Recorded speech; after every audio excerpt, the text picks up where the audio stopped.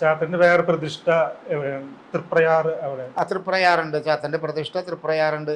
ചാത്തൻ ആദ്യം വന്നത് ഈ ആവണങ്ങോട്ട് കളരിയിൽ ചാത്തൻ വരുന്നതിന് മുൻപ് ചാത്തൻ ഉണ്ടായത് തൃപ്രയാർ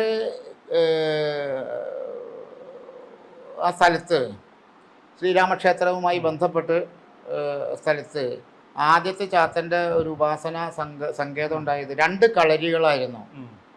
അതായത് തൃപ്രയാറുണ്ടത് ഒന്ന് കറുത്തുള്ളിക്കളരി. കറുത്തുള്ളിക്കളരിയിൽ അവർ മഹാജ്യോതിഷ ആചാര്യന്മാരായിരുന്നു കറുത്തുള്ളിക്കളരിക്കാർ. അത് പ്രഗത്ഭരമായ തറവാടായിരുന്നു.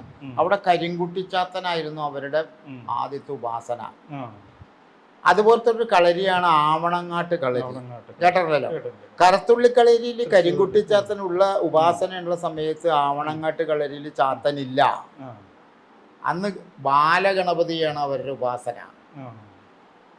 അങ്ങനെ ആ സമയത്ത് നാട്ടുരാജ്യങ്ങളെല്ലാം ശക്തമായിരിക്കുന്ന അവസ്ഥയിൽ വലിയ തറവാടാണുള്ള കറുത്തുള്ളി കളരിയും ആവണങ്ങാട്ട് കളരിയും. ഇവിടെ ആവണങ്ങാട്ട് കളരി ഗണപതിയുടെ ഉപാസനയും കറുത്തുള്ളി കളരി കരിങ്കുട്ടിച്ചാത്തൻ്റെ ഉപാസനയായിരുന്നു. അന്ന് അവർ പ്രഗത്ഭരായിരുന്നു. അവർ മഹാജ്യോതിഷ പണ്ഡിതന്മാരുമായിരുന്നു. നാട്ടിൽ പ്രമാണിത്വമുണ്ടായിരുന്നു. പലപ്പോഴും ഈ 2 കളരിക്കാർ തമ്മിൽ ബാഹ്യവും ആന്തരികവുമായിട്ടുള്ള മത്സരങ്ങൾ ഉണ്ടായിട്ടുണ്ട്. മത്സരങ്ങൾ എന്ന് പറയുന്നത് കായികപരമായിട്ട് പോലും. അപ്പോൾ അപ്പോൾ ഇവിടെ ഈ കരിങ്കുട്ടിച്ചാത്തൻ്റെ ഉപാസനയുള്ളതിൻ്റെ പേരിൽ ഈ കറുത്തുള്ളിക്കളരിക്ക് നേരെ ആർക്കും ഒന്നും ഒരു വിരല് പോലും ചലിപ്പിക്കാനുള്ള ശക്തി ഉണ്ടായില്ല. ഭയമായിരുന്നു. ഭാരതത്തിലെ അതിപുരാതനമായ ശ്രീ വിഷ്ണുമായ സേവാക്ഷേത്രം കരുവന്നൂർ കാരണയിൽ ദേവസ്ഥാനം അത്രയുണ്ട്. കരിങ്കുട്ടി ശക്തമായിരുന്ന സമയത്തിട്ടാണ് ഈ ആവണങ്ങാട്ട് കളരിക്കാര് യോദ്ധാക്കളായിരുന്നു. അതായത് രാജാക്കന്മാരുടെയും നാട്ടുരാജാക്കന്മാരുടെ പടനായകന്മാരായിരുന്നു. ആയോധന കലയിലൊക്കെ ചെയ്യുന്ന ആൾക്കാരായിരുന്നു. എന്നിട്ട് പോലും ഈ കറുത്തുള്ളി കളരിയുമായിട്ട് കിടമത്സരത്തിൽ പിടിച്ചു നിൽക്കാൻ കഴിഞ്ഞില്ല എന്നുള്ളതാണ്. അങ്ങനെ പരാജിതരായി നിൽക്കുന്ന സമയത്തിട്ടാണ് ഈ മൂർത്തിയെ കൊണ്ട് നമ്മൾക്ക് അവർ ഭയങ്കര ചാത്തൻ്റെ കരിങ്കുട്ടിച്ചാത്തൻ്റെ ഉപാസനയിലൂടെ നമ്മളെ തകർക്കുന്നു.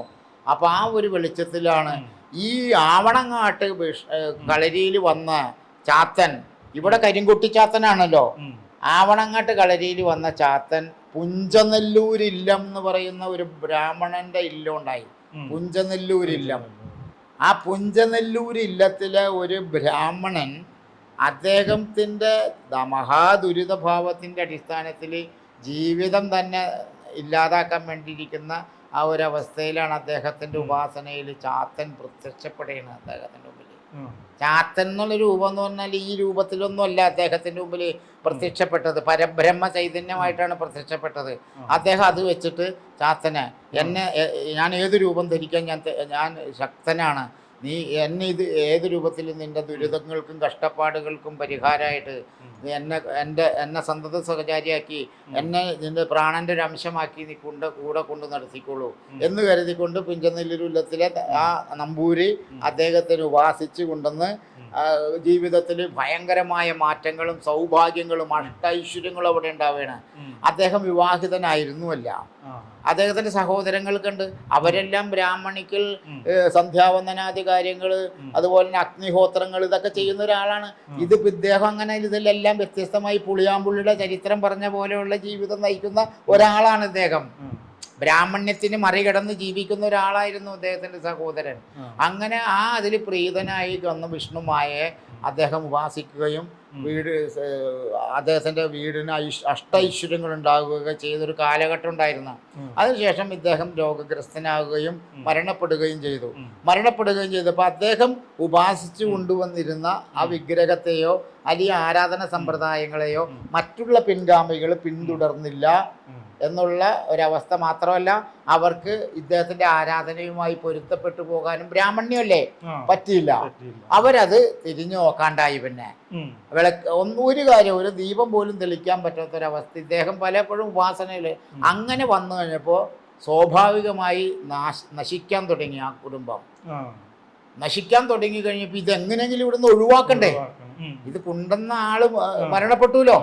ഇത് എവിടെ ഒഴിവാക്കും, എവിടെ കൊണ്ട് കൊടുക്കും? ഇത് ഈ ആരാധന എങ്ങനെ ഒഴിവാക്കും? അങ്ങനെ ഇവർ വിഷണ്ണരായിട്ട് നിൽക്കുന്ന സമയത്ത് നാശത്തിന്റെ പടുകുഴിയിലേക്ക് പോയിക്കൊണ്ടിരിക്കുകയാണ്. ഈ സംഗതി ഉള്ളതിന്റെ പേരിലാണ് നാശമാണെന്ന് അവർ സ്വയം തെറ്റിദ്ധരിച്ചു. ആ ധരിച്ചതിന്റെ അടിസ്ഥാനത്തിൽ നിൽക്കുന്ന സമയത്തിന് ആ സമയത്തിട്ടാണ് ആവണങ്ങോട്ട് കളരിക്കാര് തകർന്ന് ധരിപ്പണമായിട്ട് നിൽക്കുന്നത്. അപ്പൊ അവര് ചിന്തിക്കുകയാണ്, നമ്മൾക്ക് ഇങ്ങനെ ഒരു സ്ഥലത്ത് ഇവര് കരിങ്കുട്ടിച്ചാത്തനെയാണല്ലോ കറുത്തുള്ളി കളരിക്കാര് ശക്തമാക്കി വെച്ചേക്കണേ. നമ്മൾക്ക് ഇന്ന ഈ പുഞ്ചനെല്ലൂർ ഇല്ലത്ത് പോയിട്ട് അവിടുത്തെ ഇതിനെ ഒഴിവാക്കാനുള്ള ഒരവസ്ഥയിൽ അവർ നിൽക്കുന്നുണ്ടല്ലോ. ആ മൂർത്തിയെ നമ്മൾക്ക് സ്വീകരിക്കാം. അങ്ങനെ ആവണങ്ങോട് കളരിയുടെ പരദേവതയായിരിക്കുന്ന ബാലഗണപതിയെ പുഞ്ചനെല്ലൂരില്ലത്തിന് നൽകിയിട്ട് അവിടുന്ന് ചാത്തനെ കൊണ്ടുവരികയാണ്, വിഷ്ണുമായ ചാത്തനെ. പുഞ്ചനെല്ലൂർ നമ്പൂരിക്ക് വിഷ്ണുമായ രൂപത്തിലാണ് ചാത്തൻ ദർശനം കൊടുത്തത്. അതിന്റെ പേരിലാണ് വിഷ്ണുമായ ചാത്തൻ എന്നുള്ള ഒരവസ്ഥ വന്നേക്കണേ. കറുത്തുള്ളിക്കളരിയിൽ കരിങ്കുട്ടിച്ചാത്തനാണ്, കാനാടി കാവില് കരിങ്കുട്ടിച്ചാത്തനാണ്, കുട്ടിച്ചാത്തനാണ്. കാനാടി മഠത്തിലിരിക്കുന്നതും കുട്ടിച്ചാത്തനാണ്. കാരണം ഈ ആവണങ്ങോട് കളരിക്കാരെന്ന് പറഞ്ഞാൽ പണിക്കരന്മാരാണ്. ഈ നായന്മാര് തന്നെ പണിക്കരന്മാരുണ്ടല്ലോ, അവര് യോദ്ധാക്കളാണ്. കറുത്തുള്ളിക്കളരിക്കാര് ജ്യോത്സ്യന്മാരാണ്, അവരും പണിക്കരന്മാരാണ്. പക്ഷെ അവിടെ ഇന്നും ക്ഷേത്രമുണ്ട് കരിങ്കുട്ടിച്ചാത്തന്റെ. അവരിതുപോലെ തുള്ളി കൽപ്പന പറയലോ, ആൾക്കാർക്ക് വശീകരണം കൊടുക്കണം, അങ്ങനെ ഒന്നുമില്ല അവിടെ. ഈ വിഷ്ണുമായ ക്ഷേത്രത്തിൽ ഇങ്ങനെ ഇത് തുള്ളി കൽപ്പന അങ്ങനെയുള്ള ഇതെല്ലാം ഉണ്ട്. എന്താണ്, എങ്ങനെയാണ് അത്? അല്ലതെ, അത് സ്വാഭാവികമായിട്ട് ഒരു ഉപാസന ശക്തി പ്രാപിക്കുമ്പോ ഓട്ടോമാറ്റിക്കായിട്ട് നമ്മളിൽ ഒരു ചൈതന്യം രൂപപ്പെടും. ആ ചൈതന്യത്തിന്റെ ഭാവത്തില് നമ്മൾ അഭൗമമായ ഒരു ഭൗമമായ ഇടപെടലുകളില്ലാതെ നമ്മുടെ ഉള്ളിൽ നിന്നിട്ട് നമ്മള് വെളിച്ചപ്പാട് പോലെ വരില്ലേ, അതുപോലെ അവര് പറയണ ഭാഷ ട്രാൻസ്ലേറ്റ് ചെയ്യാൻ ആൾക്കാരുണ്ടല്ലോ. അതായിരിക്കില്ല ശരിക്കും ഈ ദേവന്മാരുടെ ഭാഷ. ദേവന്മാര് അത് ഗീർവാണ ഭാഷയാണ് അവര് പറയണേ. ദേവന്മാര് പറഞ്ഞിട്ടുള്ളതല്ല. പ്രവാചകൻ മുഹമ്മദ് നബി സല്ലല്ലാഹു അലൈഹി വസല്ലമക്ക് വഹ്യ എന്നാ പറയണത്. ദൈവത്തിൽ നിന്ന്, പ്രവാചകനിൽ നിന്ന്, ഈശ്വരനിൽ നിന്ന് കിട്ടിയ ശബ്ദം അറബിയല്ല. ഇത് അറബിയാണെന്ന് നിലനിന്ന് മദീന, മക്ക, ആ ഭാഗത്തൊക്കെ അന്നത്തെ ഭാഷ അറബിയായിരുന്നു. ആ സമൂഹത്തിന് മനസ്സിലാക്കാൻ വേണ്ടി അദ്ദേഹം അറബിയിൽ അത് പറഞ്ഞു എന്ന് മാത്രമേ ഉള്ളൂ. യേശുക്രിസ്തുവിന് ദൈവത്തിൽ നിന്ന് അശരീരി കിട്ടിയത് ഹീബ്രു ഭാഷയിലല്ല. അന്ന് നിലനിന്ന ഭാഷ ഹീബ്രു ആയിരുന്നു. ഇവിടുത്തെ സനാതന ധർമ്മത്തിന്റെ ആചാര്യന്മാർക്കും ഋഷീശ്വരന്മാർക്കും പരബ്രഹ്മ മന്ത്രദൃഷ്ടാക്കൾ എന്നാണ് പറഞ്ഞത്. മന്ത്രം കണ്ടു എന്നാണ്. ദൃഷ്ടാക്കള്, സൃഷ്ടാക്കളല്ല അവര്. ആ കണ്ട മന്ത്രങ്ങള് അത ദേവഭാഷ സംസ്കൃതമൊന്നുമല്ല. ദേവഭാഷ ഗീർവാണ ഭാഷയാണ്, എഴുത്ത് ഭാഷയില്ല. ഈ ഗീർവാണ ഭാഷയിൽ അവർക്ക് ദർശനങ്ങൾ കിട്ടിയപ്പോ, ദർശനങ്ങൾ കിട്ടിയപ്പോ അത് സമൂഹത്തിൽ കമ്മ്യൂണിക്കേറ്റ് ചെയ്യണ്ടേ?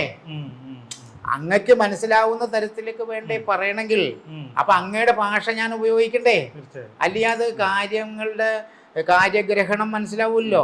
അപ്പൊ സംസ്കൃതത്തിലേക്ക് അത് അവര് ഉപയോഗപ്പെടുത്തി. അങ്ങനെ ദേവഭാഷ സംസ്കൃതമാണെന്നുള്ളത് യഥാർത്ഥ സംസ്കൃതമല്ല. ദേവഭാഷ ഗീർവാണ ഭാഷയാണെന്നുള്ളതിന്റെ ഏറ്റവും വലിയ തെളിവാണ് ചാത്തൻ നൃത്തം വരുമ്പോ ശബ്ദം. ഇന്നത്തെ ആൾക്കാർ നൃത്തക്കാരെ ഭരണാരൊന്നുമല്ല. ഇന്നത്തെ നൃത്തക്കാർക്ക് ഉപാസന എത്രത്തോളം ഉണ്ടെന്ന് പോലും നാം പരിശോധിച്ച് നോക്കേണ്ടതുണ്ട്. കാണുമ്പോ ആടയാഭരണങ്ങൾ അണിഞ്ഞു, കാണുമ്പോ വേഷഭൂഷാദികളിലൂടെ അവര് പ്രത്യക്ഷത്തില് സാധാരണക്കാരായിട്ടുള്ള ആൾക്കാരെ ഉദ്ദീപിപ്പിക്കുന്ന തരത്തിലേക്ക് ചേഷ്ടകളും വേഷപ്പകർച്ചകളും കാണിക്കുന്നു എന്നല്ലാതെ അടിസ്ഥാനപരമായി പരിശോധിക്കുമ്പോൾ ഉപാസന എത്ര കണ്ട് ശക്തമാണെന്ന് നാം പരിശോധിക്കേണ്ടതുണ്ട്. അപ്പൊ ചാത്തൻ സംസാരിക്കുന്നത് ഗീർവാണ ഭാഷയിലാണ്. അതാണ് മനസ്സിലാവാത്തത്. ഇത് ട്രാൻസ്ലേറ്റ് ചെയ്യണേ. അങ്ങ് ചാത്തന്റെ കോമരമാണെന്ന് വിചാരിക്കാം. അങ്ങ് സംസാരിക്കണ ഭാഷ ഞാനാണ് പറയണത് ഇദ്ദേഹത്തോട്, മൂന്നാമത് 3 പേഴ്സണോട് പറയുന്നത് ഞാൻ ട്രാൻസ്ലേറ്റ് ചെയ്യണേ. അത് അങ്ങ് പറയുന്നത് അങ്ങാണ് എന്താണ് ഉദ്ദേശിക്കണതെന്ന് പോലും അവിടെ ഉദ്ദേശമില്ലല്ലോ.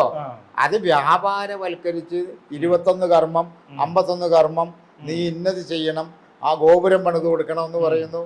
വന്നത് ചെയ്യണത് ഇതൊക്കെ പറഞ്ഞു കൊടുക്കുന്നത് രണ്ടാമത് നിൽക്കുന്ന ആളാണ്. ആ. അദ്ദേഹം ഇതിനെ വ്യാവസായികപരമായി ചിന്തിച്ച് ധനാഗമനത്തിന് വേണ്ടിയിട്ടുള്ള അവസ്ഥ പോലെ ആക്കിയാൽ മൂർത്തി തെറ്റുകാരനല്ലല്ലോ. ഇതാണ് ഇവിടെ സംഭവിക്കുന്നത്. വ്യാപാര അടിസ്ഥാനത്തിൽ ചാത്തനെ ഉപയോഗിക്കുന്നു. കാരണം വേദനിക്കുന്നവരെയും സങ്കടപ്പെടുന്നവരെയും ആലംബഹീനരെയും ആശ്രയമറ്റവരെയും അനാഥരെയും അശരണരെയും ചാത്തൻ സഹായിക്കും. ഈ ചാത്തൻ സേവ നടത്തി കഴിഞ്ഞാൽ സാമ്പത്തികമായിട്ട് ലാഭം ഉണ്ടാവും, മെച്ചം ഉണ്ടാവും. ഒരുപാട് ബിസിനസ് സ്ഥാപനങ്ങളൊക്കെ അങ്ങനെ ഇതായിട്ടെല്ലാം ഉണ്ടെന്ന് കേട്ടു. അങ്ങനെയൊക്കെ വരുത്തി ചില സ്ഥലത്തൊക്കെ അങ്ങനെയൊക്കെ തോന്നലുകൾ ഉണ്ടാകാം നമ്മുടെ മനസ്സിൽ. അതായത് ഒരു നിശ്ചയദാർഢ്യം ഉണ്ടാവുകയാണ് ചാത്തന്റെ ഉപാസന ഉണ്ടാവുമ്പോ. ചാത്തനെ ഉപാസിച്ചാൽ എനിക്ക് വ്യാവസായികപരമായ എന്റെ കർമ്മ സംവിധാനത്തിൽ ഉയർച്ച ഉണ്ടാവും എന്നുള്ള ഒരു നിശ്ചയദാർഢ്യം നമ്മളിലുണ്ടാവും അല്ലേ? വ്യക്തിയിലുണ്ടാവൂലേ? ഏത് മൂർത്തിനെയും ചാത്തൻ തന്നെയല്ല, ഏത് മൂർത്തിനെയും നിഷ്കാമമായിട്ട് നമ്മൾ ഉപാസന ചെയ്താൽ ശക്തി ഇത് തന്നെയാണ്. എല്ലാം വ്യത്യാസമൊന്നുമില്ല. ചാത്തൻ അങ്ങനെ വേറെ വ്യത്യസ്തമായ ബുദ്ധിയൊന്നും അങ്ങനെ ഒന്നുമില്ല. അങ്ങനെ വരുമ്പോൾ ആ നിശ്ചയദാർഢ്യം ഉണ്ടാവുമ്പോൾ ഒരു വ്യക്തിയിൽ ഒരു നിശ്ചയദാർഢ്യം രൂപപ്പെട്ടാൽ ഒരു വൻ ശക്തി ഉൽപ്പാദിപ്പിക്കപ്പെടുവതില്ലേ. ചാത്തന് രൂപമുണ്ടോ? എന്തെങ്കിലും അരൂപിയാണ് ചാത്തൻ. ഏത് രൂപം ധരിക്കാൻ പറ്റും. ഇപ്പൊ ചാത്തന് പല രൂപത്തിൽ കാണാൻ പറ്റും. ചാത്തന് നമ്മുടെ അനുഭവത്തിൽ ചാത്തൻ, ഞാൻ 35 വർഷമായി ചാത്തനുമായി ബന്ധപ്പെട്ടിട്ട് ഉപാസന. ഞാനൊരു വ്യാപാരാടിസ്ഥാനത്തിലല്ല ചാത്തനെ ഉപാസിക്കുന്നത്, പ്രാണനായിട്ടാണ് നമ്മൾ ചാത്തനെ. എന്നിൽ 21,600 പ്രാവശ്യം ഒഴുകിക്കൊണ്ടിരിക്കുന്ന പ്രാണശക്തിയായിട്ടാണ് ചാത്തനെ നാം കാണുന്നത്. ഞാൻ പറഞ്ഞല്ലോ, നമ്മുടെ താന്ത്രിക ഉപാസനയിൽ ഞാൻ ഉഗ്രശാക്തേ ഉപാസകനാണ്. 3333 പ്രത്യങ്കര ഹോമങ്ങൾ ചെയ്തിട്ടുണ്ട് ഞാൻ. 1 കിലോ വറ്റൽമുളകാണ് പ്രത്യങ്കരയിൽ ഹോമിക്കുന്നത്. 1 കിലോ വറ്റൽമുളക് മുതൽ 25 കിലോ വറ്റൽമുളക് വരെ ഹോമിക്കുന്ന ഹോമങ്ങൾ ചെയ്തിട്ടുണ്ട് ഈ 3333 പ്രാവശ്യം. അതിൽ ഈ ഹോമകുണ്ഡം ചില സ്ഥലത്ത് ചതുരാകൃതിയിലുള്ള ഹോമകുണ്ഡമായിരിക്കും, ചില സ്ഥലത്ത് ത്രികോണാകൃതിയിലുള്ള ഹോമകുണ്ഡം. എത്ര തന്നെ ഇതാണെങ്കിലും ആ ഹോമകുണ്ഡത്തിൻ്റെ ഒരു ഭാഗത്തിൻ്റെ വലം ഭാഗത്ത് തുണയായിട്ട് ചാത്തൻ എന്ന് പരബ്രഹ്മമായിരിക്കും സാന്നിധ്യമാണ്. പലപ്പോഴും ചാത്തൻ നേരിട്ട് നമ്മൾക്ക് മനസ്സിൽ ദർശനം നൽകുന്ന പല അനുഭവങ്ങളും നമുക്കുണ്ടായിട്ടുണ്ട്. വൈറ്റമിൻ ഡിയുടെയും ഈസ്ട്രോജന്റെയും കുറവാണ് മിക്ക ലേഡീസിന്റെയും ഹെയർ പ്രോബ്ലംസിന് പ്രധാന കാരണം. സ്ത്രീകളുടെ മുടി വളർച്ചയ്ക്കും ശക്തിക്കും അത്യാവശ്യമായ വൈറ്റമിൻ ഡിയാലും ഹെർബൽ ഈസ്ട്രോജനാലും സമ്പുഷ്ടമായ ആദ്യത്തെ hair elixir Amrutveni hair elixir for women. കാരണം അതിൻ്റെ ഏറ്റവും വലിയ തെളിവെന്ന് പറയുന്നത്, ഇപ്പോൾ ഒരു വലിയൊരു ചാത്തൻ മഠത്തിൽ വിഷ്ണുമായ സ്വാമിയുടെ, ചാത്തൻ സ്വാമിയുടെ ഒരു രൂപം, ഒരു ഓവൽ ഷേപ്പിലുള്ളൊരു രൂപം മാന്നാറ് എന്ന് പറയുന്ന സ്ഥലത്ത് ശില്പികൾ ഉണ്ടാക്കി. അത് മറ്റൊരാളാണ്, വേറൊരു വ്യക്തിക്ക് അവർ ഓർഡർ കൊടുത്തിട്ടാണ് ഉണ്ടാക്കിയത്. അപ്പോൾ ആ വ്യക്തിക്ക് ചാത്തൻ എന്ന് പറയുന്ന രൂപത്തെക്കുറിച്ച് അറിയില്ല. അത് നമ്മളോട് അദ്ദേഹം നമ്മുടെ സുഹൃത്തു നിലക്ക് ചോദിച്ചു. ഞാൻ എല്ലാം കൃത്യമായിട്ട് അതിൻ്റെ അനാട്ടമി എല്ലാം പറഞ്ഞു കൊടുത്തു. അങ്ങനെ ആ ശില്പം വലിയ കട്ടി തകിടിലാണ് ഇത് ഉണ്ടാക്കിയത്. ആ ഉണ്ടാക്കിയ തകിടിൽ ഉണ്ടായി കഴിഞ്ഞപ്പോൾ അത് കൊണ്ടുവന്ന് ഈ വലിയ ചാത്തൻ മഠത്തിൽ, ആ ചാത്തൻ മഠത്തിൽ അത് കൊണ്ടു കൊടുത്ത് കഴിഞ്ഞപ്പോൾ അതിൻ്റെ പ്രധാന ആചാര്യൻ്റെ അടുത്ത് ഈ ഏൽപ്പിച്ച ആൾ പറഞ്ഞു, ഗുരുവേ, ഈ രൂപത്തെ ഈ അവസ്ഥയിലേക്ക് എനിക്ക് രൂപകൽപ്പന ചെയ്യാൻ പ്രേരിപ്പിച്ചതും സഹായകമായത് ആൾ വ്യാസചൈതന്യമാണ്. അപ്പം അന്ന് തീരുമാനിച്ചിട്ടുണ്ട്, ഈ ശില്പം ഇവിടെ വയ്ക്കുമ്പോൾ ഇതിന് പ്രാണപ്രതിഷ്ഠ ചെയ്ത് വെക്കണം എന്നുള്ള ആഗ്രഹം ഉണ്ടായിട്ടുണ്ട്. അത് അദ്ദേഹമായിട്ട് സംസാരിക്കുകയും ചെയ്തിട്ടുണ്ട്. അങ്ങ് അതിനെ അനുവദിക്കണം എന്ന് പറഞ്ഞു ഇതിൻ്റെ ഉടമസ്ഥനോട്. അപ്പോൾ അതെന്താ കുഴപ്പമില്ല, അനുവദിക്കാമെന്ന് പറഞ്ഞു. അങ്ങനെ എന്നാൽ അപ്പം ശില്പികൾ 2 ആളുണ്ട്. അപ്പം വലിയ ഒരു ഓവൽ ഷേപ്പുള്ള ഇന്നും ആ സ്ഥലത്ത് അവിടെ ഇരിപ്പുണ്ട്. അപ്പോൾ ഇത് ഞാനും അദ്ദേഹവും കൂടി ഇത് പിടിച്ചിട്ട് പ്രാണപ്രതിഷ്ഠാ മന്ത്രം നമ്മൾ ജപിക്കുകയാണ്. താന്ത്രിക ഇതിലേക്ക് വൈദിക പ്രാണപ്രതിഷ്ഠാ മന്ത്രം ജപിച്ചിട്ട് ഒരു ധ്യാനം ചെല്ലുകയാണ്, ചാത്തൻ്റെ ധ്യാനം. ആ ധ്യാനം അവരുപയോഗിക്കുന്നതല്ല, ചാത്തൻ്റെ ഓരോരുത്തർക്കും ഓരോരോ ധ്യാനം എന്നൊക്കെ പറഞ്ഞിട്ട് സ്വന്തമാക്കി വെച്ചേക്കാണ് ഞങ്ങളുടേത്. അപ്പോൾ അദ്ദേഹം അത് ജപിച്ചില്ല. കാർവർണം കോമളാംഗം കനകമണിലസൽ തൃക്കിരീടോജ്വലാഭം കാർവേണീ ചന്ദ്രപാലം സരസിജനയനം പുഞ്ചിരിപ്പൂമുഖാബ്ജം സർവാംഗം സ്വർണഭൂഷാംബരിലസിതമയം തോത്രവേത്രാഭിരാമം സർവജ്ഞം ധ്യായതേ മാം പരമശിവസുതം ശ്രീമഹാവിഷ്ണുവായാം. ഇതൊരു ധ്യാനമാണ്, ഇതൊരു സങ്കേതം ഉപയോഗിക്കുന്ന ധ്യാനമാണ്. ഞാൻ ആ ധ്യാനം ചൊല്ലി പ്രാണപ്രതിഷ്ഠയ്ക്ക് ശേഷം. പക്ഷെ അത് അദ്ദേഹത്തിന് ആ ധ്യാനത്തെ താല്പര്യം ഉണ്ടായില്ല. അദ്ദേഹത്തിന് അറിയാം ഇന്ന സ്ഥലത്താണ് ഇത് ഉപയോഗിക്കണേന്നുള്ളത്. അദ്ദേഹം മിണ്ടിയില്ല. എനിക്കത് വിഷമായി. അതിനുശേഷം ഒരു 100-500 വർഷത്തെ പഴക്കമുള്ള പ്രാകൃതമായ ചാത്തൻ്റെ മന്ത്രങ്ങളുണ്ട്. അതാണ് മാലാമന്ത്രം. മായാഗുരുള കുട്ടിച്ചത്ത വീരഗന്ധാതി വിഷ്ണു വിഷ്ണു മന്ദമന്ദമതകാളിടിപിടി ചൂരക്കോലും എന്ന് പറഞ്ഞൊരു മന്ത്രം. നമ്മൾ ഈ മീഡിയയിലൂടെ നമ്മൾ പറയുമ്പോൾ ആൾക്കാർ ഇത് കേട്ടിട്ട് ചിലപ്പോൾ ഒരു പക്ഷേ ഈ മന്ത്രം എടുത്ത് ജപിച്ചാൽ ഇത് പ്രശ്നമാവും. ഇത് ഗുരുവിൽ നിന്ന് ദീക്ഷ പോലെ കിട്ടിയില്ലെങ്കിൽ ഒരിക്കലും ചാത്തൻ പ്രസാദിക്കില്ല. നമുക്ക് ആദ്യമൊക്കെ ചാത്തൻ ഇങ്ങനെയൊക്കെ വരുമ്പോൾ അപ്പം ഈ പറയട്ടെ, ഇതിങ്ങനെ പറഞ്ഞു അദ്ദേഹം ആ മന്ത്രം ജപിച്ചു, പ്രാകൃത മന്ത്രം, അദ്ദേഹത്തിന് അറിയാം. അങ്ങനെ നമ്മൾ ആ ചാത്തനെ അവിടെ വെച്ചതിന് ശേഷം ഞാൻ ആ നടക്കുന്ന നോക്കി അകത്തേക്ക്, പുറത്താണ് വെച്ചത്, അകത്തേക്ക് നോക്കി കഴിയുമ്പോൾ ഞാൻ ഞെട്ടിപ്പോയി. ശരിക്കും പറഞ്ഞാൽ അതെൻ്റെ മനസ്സിൻ്റെ വിഭ്രാന്തിയായിരുന്നു എന്നെനിക്ക് സംശയം ഉണ്ടായിരുന്നു. ഈ വിഗ്രഹം ഇത്ര ഉള്ളു വിഗ്രഹം, ക്ഷേത്രത്തിൻ്റെ ഉള്ളിൽ ആ വിഗ്രഹം പോത്തിൻ്റെ പുറത്താണ് ആ വിഗ്രഹം അവിടെ വെച്ചേക്കണേ, സ്വർണ്ണ. പക്ഷെ ഞാൻ കാണുന്നത് സിംഹാരൂഢനായിട്ടുള്ള ചാത്തനാണ്, സിംഹത്തിൻ്റെ പുറത്ത്. എനിക്ക് ഭയങ്കര സംശയം. അതെൻ്റെ ഉള്ളിൽ എൻ്റെ സന്ദേഹമാണെന്ന് ഡൗട്ട്. എൻ്റെ കൂടെ നിന്ന മഹാശില്പിയുടെ അടുത്ത് ഞാൻ പറഞ്ഞേ, ചേട്ടാ ഇത് സിംഹത്തിൻ്റെ പുറത്ത് ചാത്തനിരിക്കണത് കാണും. പുള്ളി വന്ന് നോക്കി. പുള്ളി പറഞ്ഞു എനിക്ക് മനസ്സിലായില്ല എന്ന് പറഞ്ഞു. ചേട്ടനെ ഞാൻ പഠിക്കാമെന്ന് പറഞ്ഞ് ഞാൻ പിടിച്ചു. പുള്ളി നോക്കി, അയ്യോ സിംഹത്തിന്റെ പുറത്തായിരിക്കണില്ലെന്ന് പറഞ്ഞു. അത് ചിലപ്പോൾ ഒരു പക്ഷെ എൻ്റെ മനസ്സിൽ വിഭ്രാന്തിയായിട്ട് എനിക്ക് കണ്ട്. പക്ഷെ ഇത് ഞാൻ അങ്ങനെ പിടിച്ചപ്പോൾ അദ്ദേഹവും കണ്ടുല്ലോ. ചാത്തൻ്റെ പല അനുഭവങ്ങളും ഉണ്ടാവും നമ്മൾക്ക്. അത് കേവലം പണം ഉണ്ടാവും. ഞാൻ അനവധി ചിലപ്പോൾ ഒരു പക്ഷേ പണമൊക്കെ തരുന്നേ, കൃത്യമായി അത് നമ്മളത് പരിപാലിക്കുന്ന, അതായത് ദാനമാപത്തുകളെ തടയും ഉള്ള അവസ്ഥയാണ്. നമ്മൾ കൃത്യമായി ഇത് പരിപാലിക്കുകയാണെങ്കിൽ ചാത്തനെ കൊണ്ട് കൊണ്ടുപോകാൻ ഇത് മായല്ലേ. നമുക്ക് തന്നതൊക്കെ മായണെന്ന്. നമ്മളിത് നമ്മുടെ സ്വന്തമാണെന്നൊക്കെ ഒരു തെറ്റിദ്ധരിച്ച് നിൽക്കുമ്പോൾ ഒറ്റയടിക്ക് ചാത്തനല്ലേ, നമ്മൾ ചാത്തന് ഒറ്റയടിക്ക് ചാത്തൻ നമ്മളിൽ നിന്ന് സൗഭാഗ്യം മാറ്റും. ഉപാസന എന്തോന്ന് അറിയണ്ടേ, അതോടുകൂടി തകർന്ന് തരിപ്പണാവും. എന്തോ ഒരാൾക്കാരങ്ങനെ തകർന്ന് ചാത്തനെ ഉപാസിക്കുന്നത് ജീവാത്മാവ് പരമാത്മാവിലേക്ക് എത്തിച്ചേരുന്നതിന് വേണ്ടിയിട്ടുള്ള ആത്മസാക്ഷാത്കാരത്തിനായിരിക്കണം. അതിലൂടെ നമ്മൾക്ക് വെണ്ണയുണ്ടെങ്കിൽ നിറനെയ്യ് വേറിട്ട് കരുതേണമോ, വെണ്ണയുണ്ടെങ്കിൽ നെയ്യ് വേറെ കണ്ടല്ലോ. അപ്പൊ ചാത്തനെ ഈ ഒരു അവസ്ഥയിൽ കരുതിയാൽ ചാത്തൻ ഭൗതികമായ സമ്പത്തുകൾ, ജ്ഞാനം, വിദ്യാഭ്യാസം, അതുപോലെ തന്നെ തൊഴിലിടങ്ങളിൽ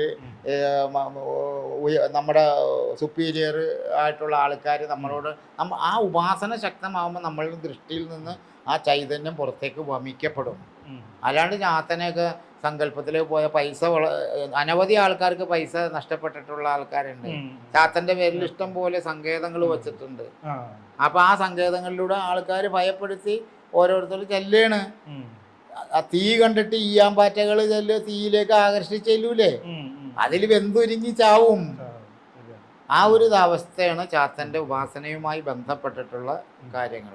ഇതാണ് നമ്മൾക്ക് പല അനുഭവങ്ങളും ഉണ്ടായിട്ടുണ്ട്. എനിക്ക് കിട്ടിയിട്ടുള്ള ഈ ജ്ഞാനം എല്ലാം ചാത്തൻ തന്നതാണ്. എനിക്ക് സമ്പത്തില്ല, സമ്പത്തിനെയല്ല ഞാൻ ആഗ്രഹിച്ചത്. അതായത് എനിക്ക് ജ്ഞാനം നൽകണമെന്നാണ് പ്രാർത്ഥിച്ചത്. അതായത് 2 ലക്ഷം വർഷം പഴക്കമുള്ള ഋഗ്വേദത്തിൻ്റെ ഭാഗ്യസൂക്ത മന്ത്രം ചാത്തൻ്റെ അടുത്ത് പറഞ്ഞു. എനിക്ക് അതിനുള്ള ഇതില്ല, വേദം ഞാൻ പഠിച്ചിട്ടില്ല. ഒരു നിമിഷം കൊണ്ട് ചാത്തൻ നമ്മളിൽ പ്രസാദിച്ച് ചാത്തനാണ് പഠിപ്പിക്കുന്നത്. ലളിത സഹസ്രനാമം എന്ന് പറയുന്ന ഗ്രന്ഥം 420ഓളം വരികളുള്ള ലളിത സഹസ്രനാമം ചാത്തനോട് എനിക്ക് എന്താണെന്ന് മനസ്സിലാവണില്ലേ. ഇത് സംസ്കൃതത്തിൽ, മലയാളത്തിൽ എഴുതിയേക്കണമെങ്കിൽ സംസ്കൃതമാണല്ലോ. ചാത്തനാണ് നമ്മളിത് പഠിപ്പിച്ചത്. എല്ലാ മന്ത്രങ്ങളും ചാത്തനിൽ നിന്നിട്ടാണ് എൻ്റെ ഗുരുവാണ് ചാത്തൻ. ചാത്തനാണ് ഗുരുവായിട്ട് സങ്കല്പിക്കണേ. എല്ലാം നമ്മൾ എല്ലാവരും മരിച്ചുല്ലോ. എനിക്ക് 6ഓളം ജീവനുള്ള മനുഷ്യരായ ഗുരു ഉണ്ടായിരുന്ന ആൾക്ക് മരിച്ചു. മരിക്കാതെ നിൽക്കുന്നത് ചാത്തനാണ്. അതാണ് പരബ്രഹ്മ ഗുരു. അതാണ് സങ്കല്പം. അതിലൂടെ പോയ ചാത്തന് എല്ലാ ഐശ്വര്യങ്ങളും നൽകും. ഏത് ദുരിതങ്ങളുണ്ടെങ്കിലും മാറ്റും ചാത്തൻ. ഉപാസന ശക്തമാവണം. അതിന് നല്ലൊരു ഗുരുവിൽ നിന്നിട്ട് ദീക്ഷ കിട്ടണം. ദീക്ഷയോടുകൂടി മന്ത്രം കിട്ടിയാലേ പറ്റുള്ളൂ. കാരണം കാലഭൈരവനും കൂടിയാണ് ചാത്തൻ. ഇതൊക്കെ ആൾക്കാർ പറയുമ്പോൾ അത് ആ ദർശനം അവസ്ഥയിലെത്താത്തവർക്കൊന്നും ഇതൊന്നും ഉൾക്കൊള്ളാൻ പറ്റൂലെന്ന്. അനുഭവത്തിലൂടെ ഉൾക്കൊള്ളാൻ പറ്റില്ല. കാരണം ചക്രാരൂഢനാണ് ഭഗവാൻ. ചക്രാരൂഢ പരബ്രഹ്മസ്വരൂപായ കാലഭൈരവായ പൊന്നുണ്ണി വിഷ്ണുവായ നമോ നമ. ഇത് മന്ത്രമാണ്, മഹാമന്ത്രമാണ്.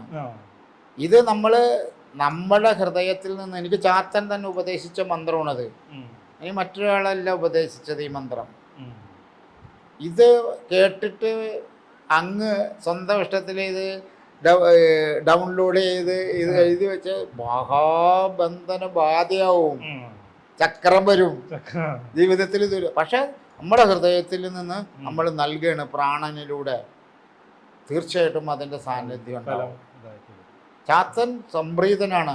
മറ്റേതൊരു മൂർത്തിയേക്കാളും വേദനിക്കുന്നവരെയും ആലംബഹീനരെയും ആശ്രയമറ്റവരെയും അനാഥരെയും അശരണരെയും കൈപിടിച്ചുയർത്താൻ ചാത്തനേക്കാൾ വലിയൊരു മൂർത്തി ഈ ലോകത്ത് വേറെ ഇല്ല. ഇന്നത്തെ വർത്തമാന കാലഘട്ടത്തിൽ ഈ കലിയുഗത്തിൻ്റെ ഈ അവസ്ഥയിൽ എല്ലാ മൂർത്തികൾക്കും ശക്തി. കാരണം എന്താണ്, എല്ലാ ചൈതന്യങ്ങളും കാളി എന്ന് പറയുന്ന ഭാവവും കൂടിയാണ് ചാത്തൻ. അല്ലാണ്ട് നിസ്സാരമല്ല. കാലത്തെ നിയന്ത്രിക്കുന്നതാണ് കാളി എന്ന് പറയുന്നത്. ഭദ്രകാളി എന്ന് പറയുന്ന ഒരു അവസ്ഥ ഉണ്ടല്ലോ. ഓരോ മഠങ്ങളിൽ ഇതിന്റെ രഹസ്യ ആരാധനയുണ്ട്. അത് നമ്മൾ പരസ്യം ഈ ആൾക്കാർ മന്ത്രങ്ങൾ തരും. ഇപ്പൊ തന്നെ ഈ ഒരു ചാത്തൻ മഠത്തിൽ നിന്ന് പോയിട്ടുണ്ടെങ്കിൽ അങ്ങക്കും കിട്ടും കരിശക്തിയും മന്ത്രവും. ഏത് ഓം നമോ ഭഗവതി ധൂം ഓം ശ്രീ മഹാദേവൻ മൂലത്താൽ മൂടലൂടെ പിറന്ന പൊന്നുണ്ണി വിഷ്ണുവായ ചാത്ത മൂടൽ വിളിച്ചു നോക്കുമ്പോൾ കുത്താത്ത കാത് മുറിയാത്ത ശംഖ് ഇടം പിരിമാല വലം പിരിമാല ഏകപട്ടം ഐകപട്ടം പൊന്നിൻ കുന്നേ അങ്ങേ വിളിച്ച് സേവിക്കുന്ന എനിക്ക് വശമായിരിക്കുക. ഓം ധൂം ധൂമാന്തകാരായ സ്വാഹ. ഇതൊരു മന്ത്രം ഒരു സ്ഥലത്ത് നിന്ന് ഈ മന്ത്രം അപാര ശക്തിയുള്ളതാണ്. പക്ഷേ ഇത് ദീക്ഷയോടുകൂടി കിട്ടണം. അയാളുടെ കരിശക്തി കൊടുത്ത് പൈസ കൊടുത്ത് ഇതിലെഴുതി ഒരു ചാത്തൻ്റെ ഇത്രയുള്ള സാധനം വീട്ടിൽ കൊണ്ടെന്ന് വെച്ചിട്ടുണ്ടെങ്കിൽ ഇതിങ്ങനെ ബുക്ക് നോക്കി ഇങ്ങനെ ജപിച്ച് വരുമ്പോഴല്ലേ 100 കഴിഞ്ഞ് 108 കഴിഞ്ഞ് 333 മൈൻഡ് മാറും. നമ്മൾ ജപിക്കുന്ന സ്ഥലത്തേക്ക് ഇതിൻ്റെ ആവരണമൂർത്തികൾ വരാൻ തുടങ്ങും. ഇത് എന്ത് ചെയ്യണമെന്ന് നമുക്കറിയില്ല. നമ്മൾ പൈസ കിട്ടിട്ട് കിട്ടണത് ഒഴിഞ്ഞൊക്കെ ഇടും. ഇതെന്ത് ചെയ്യണമെന്ന് അറിയില്ല. ഇത് അഭിമന്യു ചക്രവ്യൂഹത്തിലകപ്പെട്ട പോലെയാവും. എല്ലാ ചാത്തന്മാരുടെ സങ്കേതങ്ങളും എന്നിട്ട് തിരിച്ചു കൊണ്ടോ കൊടുക്കണ എത്രയോ ആൾക്കാരുണ്ട്. ആ സങ്കേതം അല്ലാണ്ട് വേറെ ഏതെങ്കിലും ചാത്തന്റെ സങ്കേതങ്ങൾ അപൂർവങ്ങളിൽ അപൂർവം അല്ലാണ്ട് വളർന്നിട്ടുണ്ടോ? പരിശോധിച്ച് നോക്കണ്ടേണ്ട്. അപ്പം നമ്മളൊന്ന് മനസ്സിലാക്കുക, നമുക്ക് വിശ്വാസങ്ങൾ ഇത് ചാത്തൻ വിശ്വാസിയല്ല. വിശ്വസിച്ചാലും ചാത്തനല്ല. ചാത്തനെ കൂടെ നിർത്തണം പ്രാണനെ പോലെ. നമ്മുടെ ഒരു കുട്ടിയില്ലേ, ചാത്തനൊന്നും വേണ്ട, നിങ്ങളുടെ മനസ്സാണ് ചാത്തന് വേണ്ടത്. ഒരു കുട്ടിയെ നമ്മൾ എങ്ങനെയാ സ്നേഹിക്കണേ? വീട്ടിലേക്ക് ചെല്ലുമ്പോൾ അവനൊന്നും വേണ്ട അല്ലേ? ചെല്ലുമ്പോൾ തന്നെ കെട്ടിപ്പിടിച്ച് ഉമ്പും വയ്ക്കുക. പക്ഷെ അതൊക്കെയാണ് അവൻ്റെ ഏറ്റവും വലിയ ഇത് അല്ലേ? അതാണ് ചാത്തൻ്റെ ഉപാസന. ഇത്രയാണ് ചാത്തനെ കുറിച്ച് പറയാനുള്ളത്. അനവധി മന്ത്രങ്ങൾ സാധാരണക്കാർക്ക് ചൊല്ലാൻ പാടില്ലാത്തതാണ്. അത് ദീക്ഷയോടുകൂടി ചൊല്ലാൻ പാടില്ലാത്തതെന്ന് പറയാൻ പറ്റില്ല. ദോഷം അത് ഗുരുദീക്ഷയോടുകൂടി തന്നെ വഴികാട്ടികളുടെ അനുഗ്രഹത്തോടുകൂടി അനുജ്ഞയോടുകൂടി തന്നെ ചെല്ലേണ്ടതായ മന്ത്രങ്ങളിലൂടെ. അപ്പോഴേ ചാത്തൻ്റെ പ്രീതി ചാത്തൻ്റെ സാന്നിധ്യം നമ്മൾക്കുണ്ടാകുള്ളൂ. അല്ലെങ്കിൽ ഗുണത്തേക്കാളേറെ ദോഷം ഉണ്ടാവും. നമ്മൾ സാധാരണ ദീക്ഷയിൽ നിന്ന് കിട്ടാതെ ചെല്ലുന്ന മന്ത്രങ്ങളാണ് മുൻപ് നമ്മൾ പറഞ്ഞിട്ടുള്ളത്. അത് നിഗൂഢമായ മന്ത്രങ്ങളും വളരെ രഹസ്യമായ മന്ത്രങ്ങളാണ് ചാത്തൻ്റെ ഉപാസനയിലുള്ളത്. അപ്പോൾ അതുപോലെ മന്ത്രങ്ങൾ തീർച്ചയായിട്ടും ഒരാളിൽ നിന്ന് കൈമാറി ചെല്ലാതിരിക്കാൻ ശ്രമിക്കുക. കാരണം ഉത്തമനായിട്ടുള്ള ഒരാളിൽ നിന്ന്, അത് ആരുമായിക്കോട്ടെ, ഒരു ഗുരുവിൽ നിന്ന് അത് ദീക്ഷ രൂപത്തിൽ ആ മന്ത്രം സ്വീകരിച്ചിട്ട് ഒരു മന്ത്രം നമ്മൾ ജപിക്കുകയാണെങ്കിൽ തീർച്ചയായിട്ടും നമ്മൾക്ക് ഓം ഹ്രീം കിരാത വപുഷേ നമ എന്ന് പറയുമ്പോഴും കാട്ടാള രൂപത്തിലുള്ള രൂപമായി അതൊക്കെ ദീക്ഷയൊന്നും വേണ്ട, അതൊക്കെ ജപിക്കണം. ഓം നമ ഹ്രീം നമ ശിവായ ജപിക്കും. പക്ഷേ ഞാൻ നേരത്തെ പറഞ്ഞല്ലോ, മായാഗുരുള കുട്ടിച്ചത്ത വീരഗന്ധാതി വിഷ്ണു വിഷ്ണുമന്ദമന്ദമതകാളി ഇടുപിടി ചൂരക്കോലും മണിയും മന്ത്രക്കോലും ഡംഡം മന്ത്രക്കോലുടയാട ചാർത്തി ഡംഡമേന്തി കുടുക്കയുമായി അന്തമറിയാതെ മുൻപിൽ വന്ന് തോന്നായിക കൂളിവാക പൊന്നുണ്ണി വിഷ്ണുമായ മാണിക്യ കുട്ടിച്ചാത്തൻ സ്വാമിയൻ ഗുരുവിനാണ് സത്യം. ഇതൊക്കെ ഭയങ്കരമായി ആയിരക്കണക്കിന് വർഷം പഴക്കമുള്ള മന്ത്രങ്ങളാണ്. ഇത് ഗുരുവിൽ നിന്ന് ഇത് ജപിക്കുമ്പോൾ ഇതിൻ്റെ ഒരു താളക്രമമുണ്ട്, അതിൻ്റെ ഒരു സ്പന്ദനമുണ്ട്. ആ സ്പന്ദന രൂപത്തിൽ മാത്രമേ ജപിച്ചാലേ പറ്റുള്ളൂ. ആ മന്ത്രം ഇതെങ്ങനെയാണ്? മന്ത്രം അത് പ്രാചീന കാലത്തുള്ള മന്ത്രമാണ്.